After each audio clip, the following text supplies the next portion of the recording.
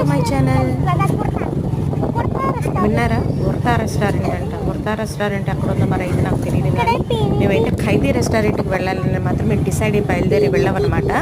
అయితే ఆ ఖైదీ రెస్టారెంట్ లోపలికి ఎంట్రన్స్ దానిలో కూడా నాకు అంత నచ్చలేదు. కొన్ని లోపలైనా బాగానే ఉంటుంది కదా రెస్టారెంట్ అన్నాక, లోపలికి వెళ్తే కూడా అసలు ఏమాత్రం కూడా బాగోలేదండి. ఒక రకమైన స్మెల్ వచ్చింది. ఫుడ్ తిన్నా కూడా అక్కడ వామిటింగ్ అయిపోతుంది అన్న. మళ్ళీ తిరిగి మేము ఆర్ఆర్ దర్బార్కి వచ్చేసాం అనమాట.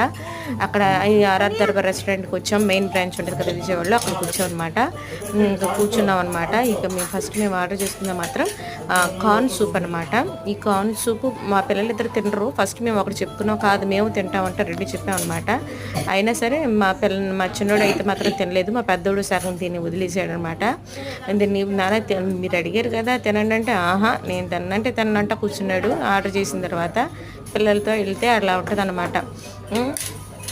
నేనేదో దీన్ని కార్న్ సూప్ అంటే నేను తుడుచుకుంటే మా చిన్నోడు తుడుచుకుని అట్లాగా మేము ఏంటంటే మా టేబుల్ మీద ఉన్న అవన్నీ టిష్యూస్ అన్నీ ఆఫ్ చేసేస్తాము.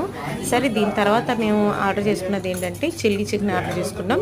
ఈ చిల్లీ చికెన్ కూడా చాలా అంటే టేస్ట్ వైజ్ చాలా బాగుంది. చూసారా, మా వాడు చిల్లీ చికెన్ అనగానే అసలు వెంటనే తీసేస్తాడనమాట ఫోర్క్ స్పూన్.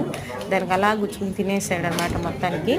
ఆయన తినడమే కాదు, నాది కూడా తినేసాడు. దీని తర్వాత మేము నాకు ఎంతో ఇష్టమైన butter non with butter chicken biryani order చేసుకుని తిన్నాం అనమాట. ఇక్కడ టేస్ట్ వైజ్గా అయితే చాలా బాగుంటుంది. వంక పెట్టడానికి లేనే లేదు. Thanks for watching.